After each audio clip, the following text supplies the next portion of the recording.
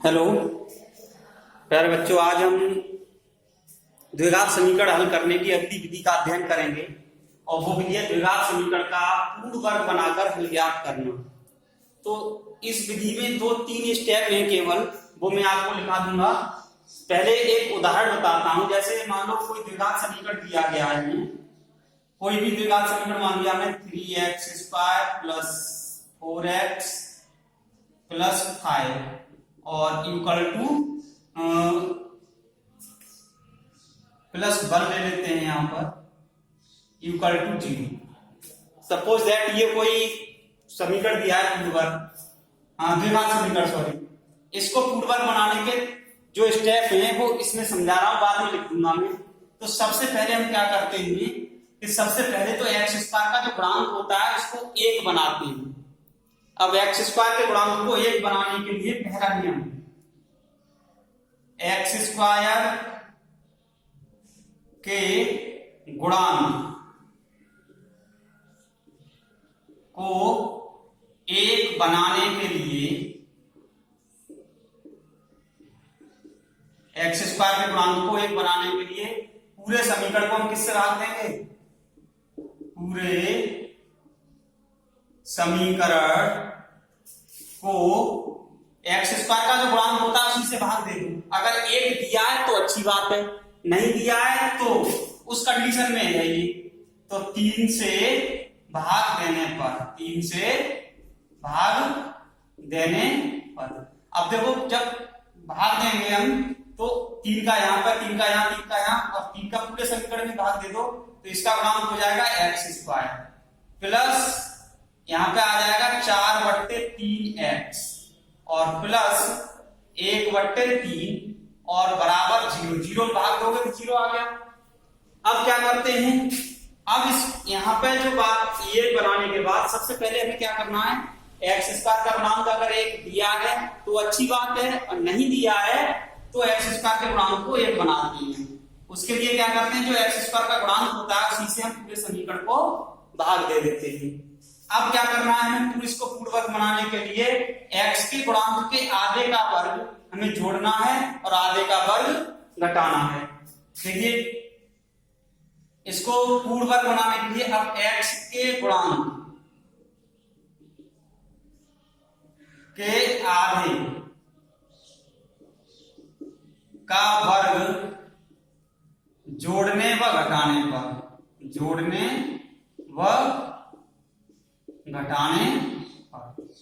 x का गुणांक कितना है, 4/3 है। 4/3 है x का गुणांक, इसका आधा करना है, मतलब बट्टे 2 करना है। तो ये कितना हो गया, 4/3 गुणा 2। इसका मतलब है कि इसको काट सकते हैं, 2 दूनी 4 कर सकते हैं, कोई दिक्कत नहीं है।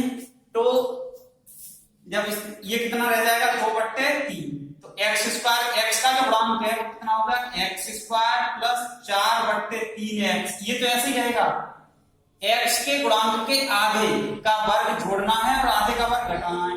x के गुणांक का आधा कितना है, 2/3 प्लस कर दो 2/3 का स्क्वायर माइनस 2/3 का स्क्वायर प्लस ये हो जाएगा 1/3 और बराबर 0। ये आ गया।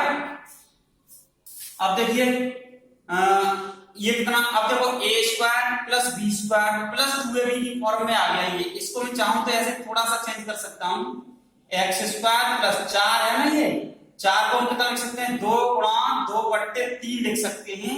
और ये x आ रहा है 2/3 का होल स्क्वायर माइनस इसका स्क्वायर बोल सकते हैं, ये कितना हो जाएगा 4/9 और प्लस 1/3 और बराबर 0। ये आ गया। अब देखो, इसमें जो पहला स्टेप है वो क्या है हमारा, इतना, ये जो पहला स्टेप है वो क्या है, a² plus b² plus 2ab। तो इसको हम कैसे लिख सकते हैं, x प्लस कितना आ जाएगा, ये 1/x प्लस 2/3 का होल स्क्वायर कितना आ गया, a² plus b² plus 2ab। तो x प्लस 2/3 का होल स्क्वायर, इसको लिख सकते हैं हम प्लस का 1/3, या इसको उधर पक्षांतर कर देते हैं, इन दोनों पदों को उधर पक्षांतर कर दो तो ये कितना आ जाएगा, ये आ जाएगा हमारा 4/9, तो धन का हो जाएगा, माइनस का हो जाएगा 1/3। अब देखो इधर लिख रहा हूं x प्लस 2/3 का होल स्क्वायर बराबर, इसका एलसीएम लेंगे 9 आएगा, तो 4 माइनस और 3 या 9, 3 आ जाएगा यहाँ पे, तो x प्लस 2/3 का होल स्क्वायर बराबर 1/9। अब यहाँ पे देखिए इत्तेफाक ये था कि यहाँ पूर्ण वर्ग संख्या आ गई 9, इसको हम कैसे लिख सकते हैं, x प्लस 2/3 का होल स्क्वायर बराबर 1/3 का होल स्क्वायर लिख सकते हैं। अब मान लो यहाँ पर 1/9 की जगह 1/5 आ रहा होता, 1/5, तो इसका स्क्वायर कैसे करते हैं, जब हम किसी संख्या जो पूर्ण वर्ग नहीं है उसका स्क्वायर करना है, जैसे 1/5 आ रहा है, तो हम इसको 1/5 पर क्या करेंगे, पूरे पर वर्गमूल लगा देंगे और स्क्वायर कर देंगे, तो स्क्वायर से वर्गमूल हट जाता है, तो 1/5 हो जाएगा, तो हमें वर्ग तो बनाना ही। अब क्या करेंगे, दोनों ओर का वर्गमूल लेने पर, दोनों ओर का वर्गमूल लेने पर क्या हो जाएगा, जब वर्गमूल लेंगे तो एक तरफ हमें प्लस माइनस का चिन्ह लेना है, x प्लस 2/3 बराबर प्लस माइनस 1/3, क्यों वर्ग लगा हुआ है दोनों तरफ। अब देखो एक बार धन चिन्ह लेने पर, धन चिन्ह लेने पर, धन चिन्ह लेंगे तो क्या हो जाएगा, x प्लस 2/3 बराबर 1/3, प्लस का आएगा, इसको उधर भेज दीजिए, x बराबर 1/3 माइनस 2/3, तो x बराबर आ गया हमारा माइनस का 1/3। और इधर अगर हम ऋण चिन्ह लेते हैं, ऋण चिन्ह लेने पर क्या आ जाएगा, x प्लस 2/3 बराबर माइनस का 1/3। अब इसको इधर भेज दें तो x प्लस x बराबर आ जाएगा कितना, माइनस 1/3 माइनस 2/3, तो x बराबर आ जाएगा माइनस का 3/3 बराबर माइनस 1। तो इस प्रकार से हम इनके मूल ज्ञात कर लेते हैं। तो एक बार और समझ लेंगे, द्विघात समीकरण को हम पूर्ण वर्ग बना के कैसे हल करेंगे, ये चीज अगली इस विधि में है। मान लो मैंने कोई सा उदाहरण ले लिया था, ये द्विघात समीकरण दिया है, पूर्ण वर्ग बनाने के लिए सबसे पहले तो जो जरूरी होता है, या तो x स्क्वायर का गुणांक 1 दिया है तो कोई दिक्कत नहीं है, तो हम सीधे सीधे x के गुणांक तो यहाँ पे आ जाएंगे। अगर x स्क्वायर का गुणांक 1 दिया होता तो हमें ये करने की जरूरत नहीं थी, कहाँ आ जाएंगे हम, यहाँ पर आ जाएंगे, तो सीधे सीधे x के गुणांक के आधे का वर्ग जोड़ देते हैं और आधे का वर्ग घटा देते हैं। अगर तो x स्क्वायर का कोई गुणांक दिया है, एक के अतिरिक्त कोई गुणांक दिया गया है, तो उस गुणांक से पूरे समीकरण को भाग दे देते हैं। कैसे बताया, x स्क्वायर गुणांक को एक बनाने के लिए पूरे समीकरण को 3 से भाग दिया। 3 से ही क्यों दिया, क्योंकि x स्क्वायर का गुणांक 3 दिया गया है हमें। अब इससे भाग लेने के बाद जो समीकरण प्राप्त हुई वो ये हुई, यहाँ पे x स्क्वायर का गुणांक हो गया 1। अब क्या करते हैं, इसके बाद इसको पूर्ण वर्ग बनाने के लिए हम x के गुणांक के आधे का वर्ग जोड़ देते हैं और आधे का वर्ग घटा देते हैं। तो इसको पूर्ण वर्ग बनाने के लिए x गुणांक के आधे का वर्ग जोड़ने पर घटाने पर, x का गुणांक था हमारा यहाँ पर कितना 4/3, इसका आधा करेंगे मतलब 2 से भाग दे देंगे, तो ये आया 2/3, तो 2/3 का वर्ग जोड़ दिया, 2/3 का वर्ग घटा दिया, क्योंकि जितना जोड़ेंगे उतना हमें घटाना भी पड़ेगा, हम अपनी तरफ से नहीं कुछ जोड़ सकते उसमें। तो और प्लस का 1/3 ये आ जाता, ये आ गया। अब देखो इसको मैंने थोड़ा सा चेंज किया था, x स्क्वायर तो था ही, 4/3 को 2 गुणा 2/3 लिख दिया और x ये आ रहा है, x वो ये आ गया। 2/3 का स्क्वायर था, इसका स्क्वायर कर दिया, ये आ गया, और प्लस 1/3। अब ये आ गया a square plus b square plus 2ab, ये आ गया। तो ये इसको हमने a प्लस b के होल स्क्वायर वाले सूत्र से ये लिख दिया, इसको हल कर लिया यहाँ पर। फिर हम यहाँ पर आ जाते हैं, इधर यहाँ पे आने के बाद फिर हमें क्या करना होता है, दोनों ओर का ये इस तरीके से वर्ग बना लेते हैं। इधर तो वर्गमूल बनेगा ही, वर्ग बनेगा ही, मेथड ही यही है, पूर्ण वर्ग बना के हल करना है। तो इधर तो वर्ग बनेगा ही बनेगा, हमारा वर्ग बन गया। अब इधर कोई भी संख्या है उसको हमें स्क्वायर के रूप में लिखना है। अगर पूर्ण वर्ग आ रही है तो हम सीधे सीधे लिख देते हैं, और पूर्ण वर्ग नहीं आ रही है, अगर पूर्ण वर्ग नहीं आ रही है तो वर्गमूल लगा के, जैसे मान लो 1/5 होती तो क्या करते हम इसमें 1/5 का वर्गमूल लगा के और उसका स्क्वायर कर देंगे तो वर्गमूल में मूल आ जाते हैं। अब इसको पूर्ण वर्ग बनाने के बाद दोनों ओर का वर्गमूल लिया हमने, तो ये आ जाएगा द्विघात समीकरण है, इसलिए इधर प्लस माइनस आएगा क्योंकि दो मूल आने हैं इसके। तो क्योंकि प्लस के 1/3 भी स्क्वायर 1/9 होगा, माइनस के 1/3 का स्क्वायर भी 1/9 होगा, तो प्लस माइनस आ गया। ये एक दूसरा तरीका यहां से ये भी है कि हम इसको इधर पक्षांतर न करके इधर ही रखें, जैसे ये है यहां पर समझ लें। अगर हम दोनों ओर वर्गमूल न लेना चाहें और धन चिन्ह और ऋण चिन्ह की कंडीशन न लगाएं तो x प्लस 2/3 का स्क्वायर माइनस 1/3 का स्क्वायर बराबर 0, यहां मैं बता देता हूं तुम्हें, ठीक है। अथवा अब a square minus b square का सूत्र क्या होता है हमारा, a square minus b square बराबर होता है a plus b into a minus b, यही तो होता है। तो इसको हम a प्लस b और a माइनस b के रूप में लिख सकते हैं, x plus 2/3 plus 1/3 into x plus 2/3 minus 1/3 और बराबर 0। ये हो जाएगा x प्लस कितना 3/3 और ये हो जाएगा x माइनस x प्लस 1/3 बराबर 0, यानी x प्लस 1 हो जाएगा ये और x प्लस 1/3 बराबर 0। तो यहां से x प्लस 1 बराबर 0 से x बराबर -1 आएगा और x प्लस 1/3 बराबर 0 से x बराबर -1/3 आ जाएगा। यानी अगर हम ये नहीं करना चाहें कि धन चिन्ह और ऋण चिन्ह लेने पर, तो यहाँ a square minus b square का रूप भी बना सकते हैं और हम इसको इस तरीके से हल कर सकते हैं। ये वाला इतना, इसके ऐसे यहाँ के बाद की कंडीशन है ये, ठीक है। यहाँ के बाद ऐसे भी हल कर सकते हैं और ऐसे भी हल कर सकते हैं, मान दोनों से बराबर आएंगे। तो ये है हमारा पूर्ण वर्ग बनाने की विधि, पूर्ण वर्ग बना के समीकरण को हल करना। अब देखिए इसके बाद एक द्विघाती सूत्र और है इसमें, उसको और ज्ञात करते हैं हम। द्विघाती सूत्र का भी इसी में प्रयोग है। तो हालांकि वैसे तो एक क्वेश्चन दिया गया है, उस क्वेश्चन को मैं करता हूं पहले।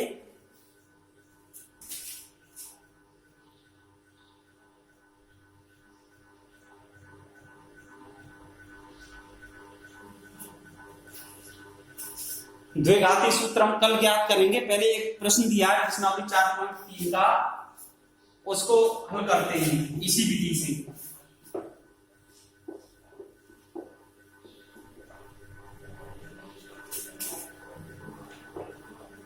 थोड़ी क्लियरिटी कम आ रही है, पॉइंट इसका पतला है, चलिए हो जाएगा, थोड़ा सा दबा के लिखते हैं। अब है प्रश्नावली 4.3। 4.3 का पहला प्रश्न मैं बताता हूं।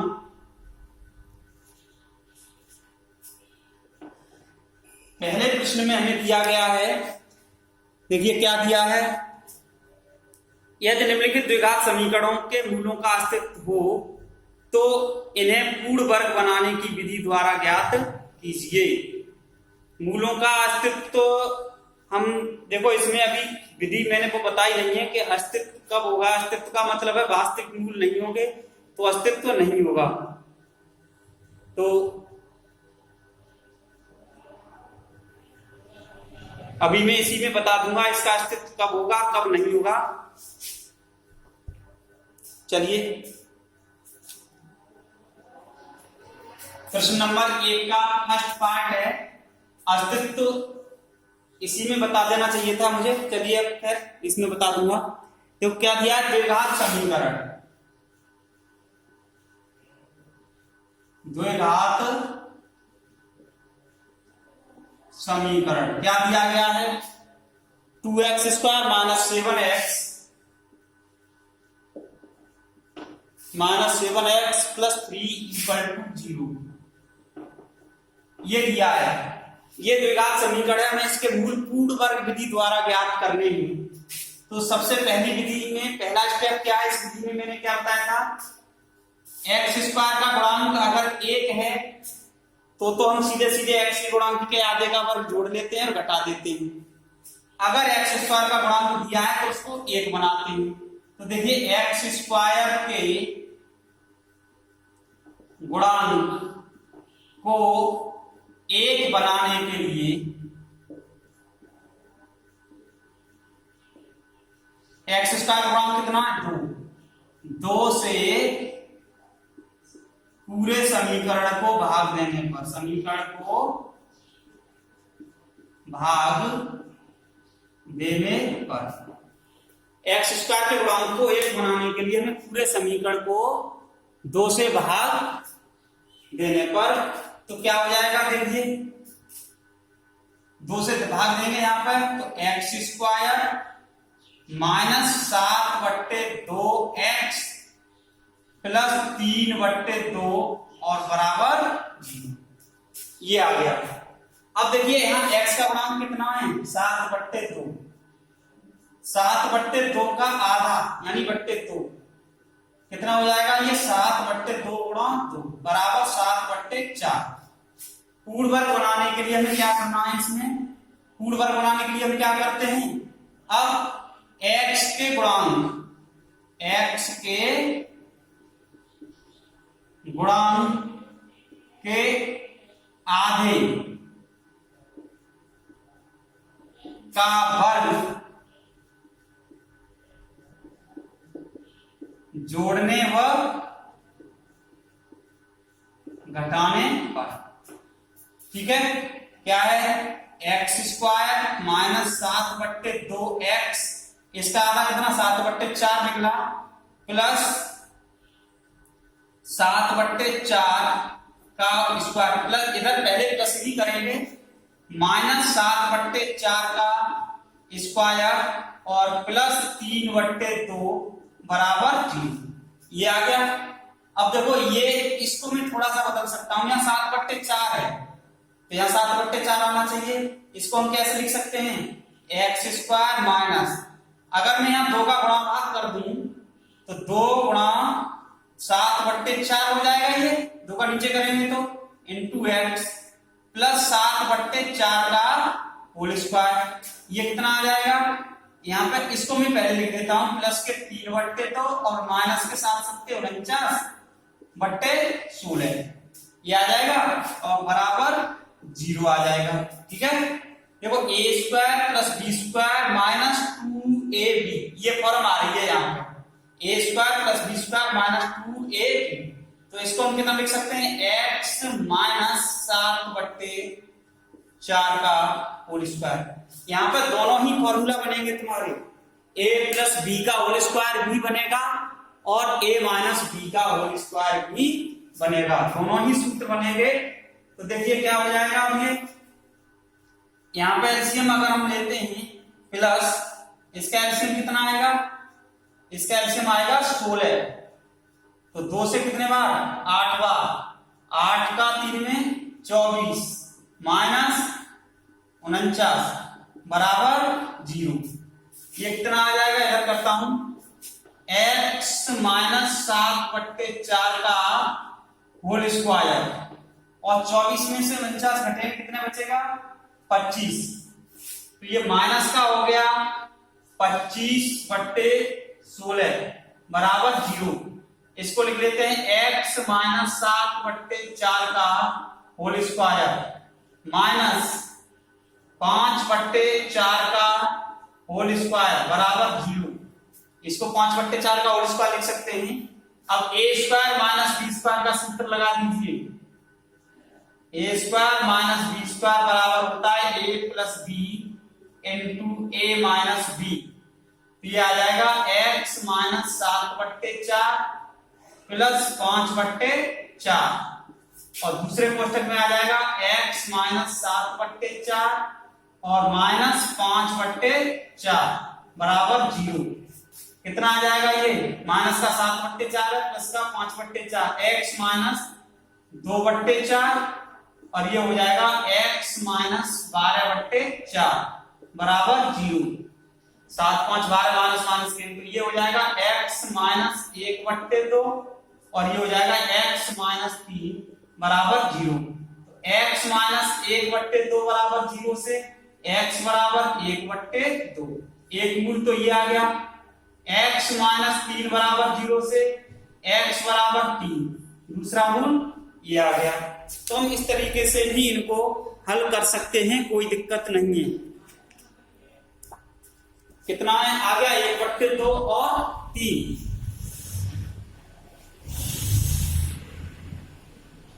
इसमें थोड़ी सी प्रॉब्लम आएगी, नया मार्कर होने की वजह से थोड़ा भद्दा सा दिखाई दे सकता है, पतला पॉइंट है इसका इसलिए, और पतले पॉइंट की वजह से थोड़ा भद्दा हो सकता है। अब देखिए इसमें एक और प्रश्न है, इसको हम हल करते हैं दूसरे पार्ट को इसी का। तो इसमें आशा करता हूं मेथड समझ में आ रहा होगा तुम लोगों के। एक और बताते हैं फिर मेथड और क्लियर हो जाएगा। इसका दूसरा पार्ट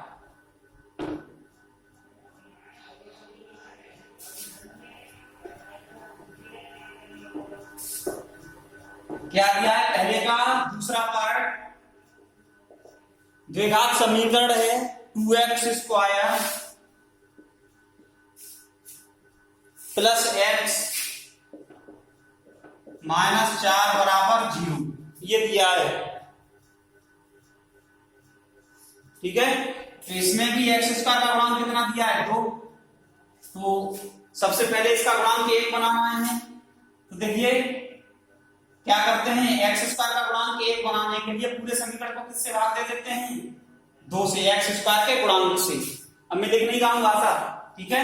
या इसको हम क्या कैसे लिख सकते हैं, x स्क्वायर का गुणांक 1 बनाना है तो इसको 2 से डिवाइड कर दो, x square plus 1/2x minus 4/2 और बराबर 0।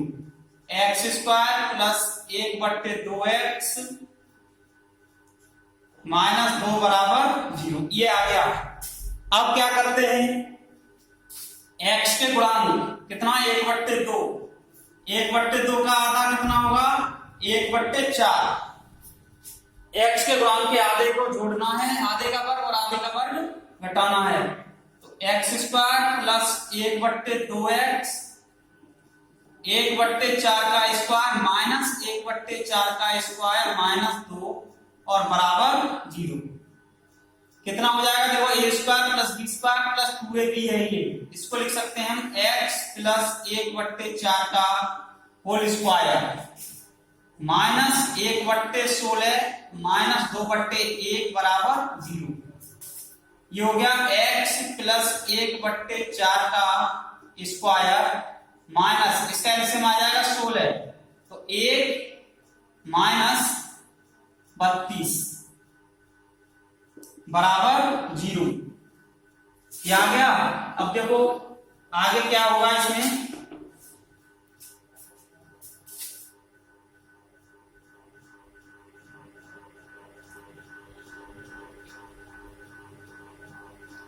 दोनों ही निगेटिव हैं,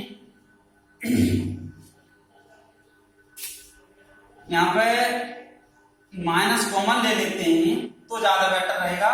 तो ये प्लस हो जाएगा, यहां पे भी माइनस कॉमन ले लेते हैं, ये आ गया। ठीक है, तो माइनस कॉमन लेने के बाद प्लस हो गया। अब देखो ये क्या आ जाएगा हमारा x प्लस 1/4 का होल स्क्वायर माइनस 33/16 बराबर 0। अब यहाँ पर 33/16 आ रहा है, इसको हम कैसे लिखेंगे इसको समझना है। तो देखिए दो तरीके से हमें इसको a square minus b square के सूत्र से बता सकता हूं और उससे दूसरे वाले से बताता हूं। इसको हम लिख सकते हैं x प्लस 1/4 का स्क्वायर बराबर 33/16 उधर भेजेंगे तो प्लस का हो जाएगा, इसका भी वर्ग करना है। x प्लस 1/4 का स्क्वायर बराबर, इसको लिख सकते हैं अंडर रूट में 33/4 का होल स्क्वायर लिख सकते हैं। मैंने अभी बताया था फ्रेंड 16 तो पूर्ण वर्ग है तो 4 का स्क्वायर 16 हो जाएगा।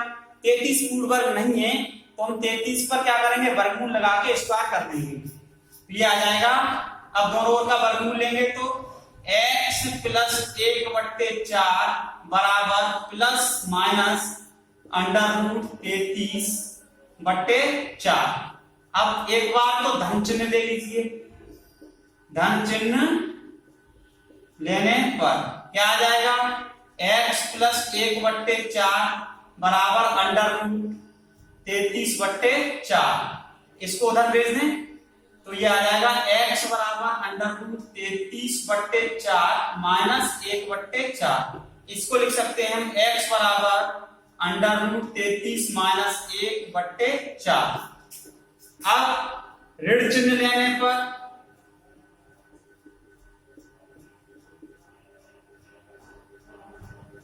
ऋण चिन्ह लेने पर क्या हो जाएगा, ऋण चिन्ह लेंगे तो x प्लस 1/4 बराबर माइनस का अंडर रूट 33/4, ये भी उधर जाके माइनस का हो जाएगा तो x बराबर आ गया माइनस का अंडर रूट 33/4 माइनस का 1/4, x इक्वल टू आ गया यहाँ पर 4 एलसीएम आ जाएगा माइनस अंडर रूट 33 और माइनस 1, ये दो मूल आएंगे इसके, माइनस का under root minus under root 33 minus 1/4 और अंडर रूट 33 माइनस 1/4। तो इस तरह से इसके दो मूल निकल के आए, हम ऐसे भी कर सकते हैं और गुणनखंड विधि a² माइनस b² बराबर a प्लस बी और a माइनस बी सूत्र का प्रयोग भी कर सकते हैं। तो ये है, देखिए आज मैंने दो बता दिए, दो खंड इसके रह गए हैं, वो अपने आप करके देखने हैं, करके देखना, अगर समझ में आ जाए तो ठीक है, नहीं तो मैं बताऊंगा। आज इतना ही काफी है, धन्यवाद।